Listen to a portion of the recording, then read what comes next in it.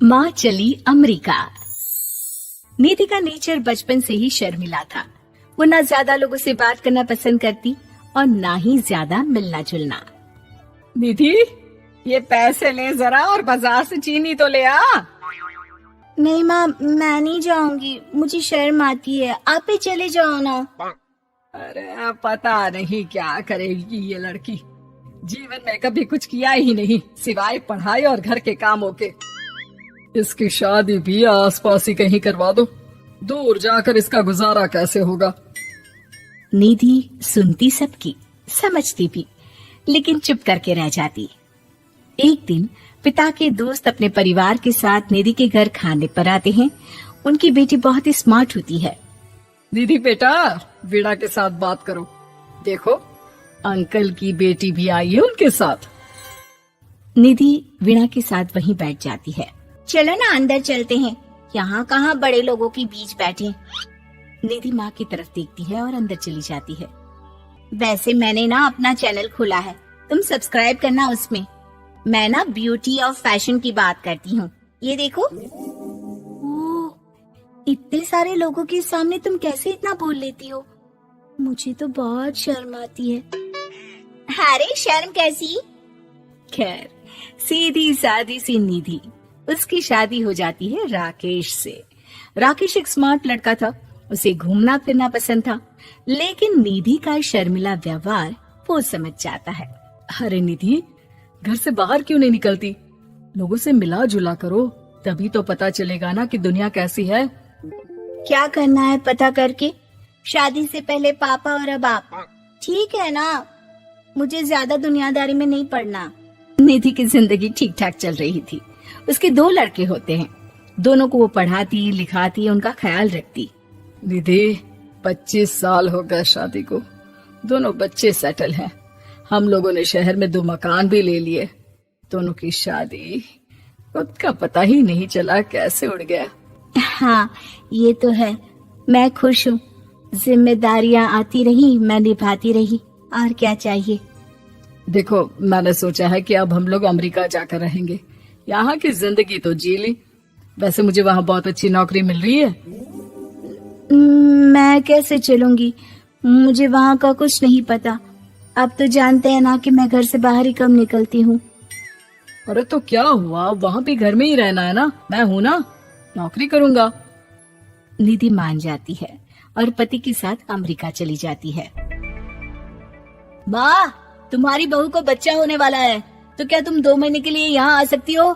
मुझे तुम्हारी बहुत जरूरत है, मैं टिकट भेज देता हूँ। हाँ हाँ, ये तो बहुत खुशी की बात है। मेरा भी मन सबसे मिलने का कर रहा था, पर क्या माँ पर? अब मैं आऊंगी कैसे? पापा से बात करती हूँ। देखो माँ, प्लीज बहाना मत बनाना, तुम जानती हो ना इस वक्त में मैं किसी पर भरोसा नहीं कर सकता हूँ। निधि पति को सारी बात बताती है। क्या आप भी चलेंगे?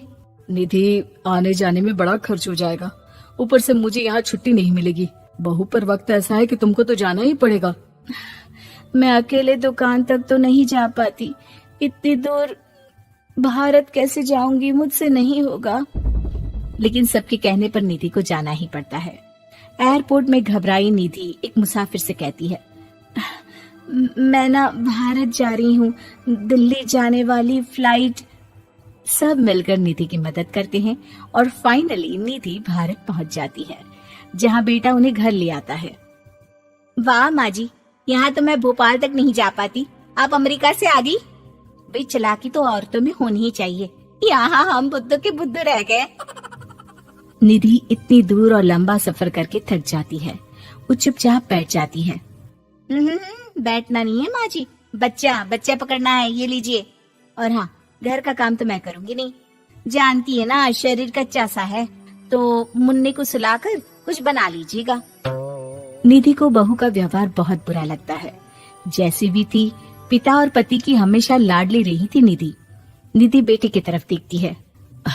माँ, वो काम वाली कोई मिल नहीं रही है ना, मैं देखने की कोशिश तो कर रहा हूँ, जैसे ही मिल जाएगी वो संभाल लेगी सारा काम। अरे कैसी बात कर रहे हो? जब पहले मैंने कहा था कि अमेरिका से इनके टिकट में जो पैसा खर्च कर रहे हो उतने में नौकरानी रख लो, तो नहीं, मेरी बात पर विश्वास नहीं था। कि ना ना कोई मेरे बच्चे को अच्छे से नहीं संभालेगा। अब इनका भी खर्चा और नौकरानी का भी खर्चा। अरे ना जी ना, मैं नहीं संभाल सकती। निधि जैसे तैसे 2 महीने रहकर वापस अमेरिका चली जाती है, लेकिन वहां जाते ही जैसे राकेश उसे देखता है उसके गले लग जाता है। ये क्या हालत बना रखी है निधि, कैसी लग रही हो? खाना नहीं खाती थी क्या? क्या हो गया?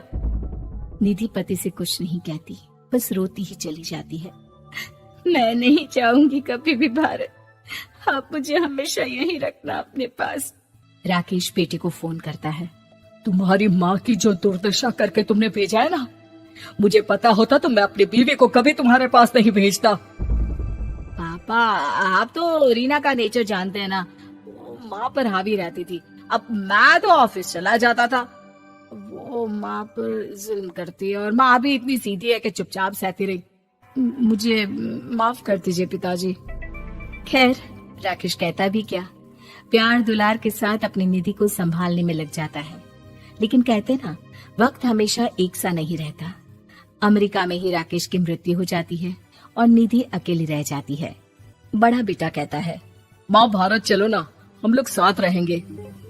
निधि को जैसे ही वो सब सीन्स याद आते हैं वो परेशान हो जाती है। समझ में नहीं आता कि पति के बिना अब जीवन कैसे चलाएगी। मैंने सारा जीवन घर का काम किया, घर देखा और जिंदगी चलाई, लेकिन जिस घर में रही सबने प्यार दिया, मैं वहां नहीं जाना चाहती। तभी राकेश जिस कंपनी में काम करता था उसका मालिक निधि के घर आता है। वो भी भारतीय ही होता है। दीदी, राकेश ने आपके बारे में बताया था। जब से आप भारत से लौटी थी उसे आपकी बहुत चिंता रहती थी, इसलिए उसने मुझसे कहा था कि कभी अगर वो ना रहे तो मैं आपको ये पैसे दे दूं। और हाँ, हम लोगों की कंपनी में आपके लिए नौकरी भी है। निधि पति के पैसे देखकर मन में तसल्ली करती है और नौकरी के लिए हाँ कर देती है। अरे पागल है क्या माँ, कैसे नौकरी करोगी? ये अमेरिका है, दिल्ली नहीं। वहाँ तो तुम घर से निकल भी नहीं पाती थी, यहाँ कैसे? मेरे पति, मेरे पिता मुझे खुश देखना चाहते थे।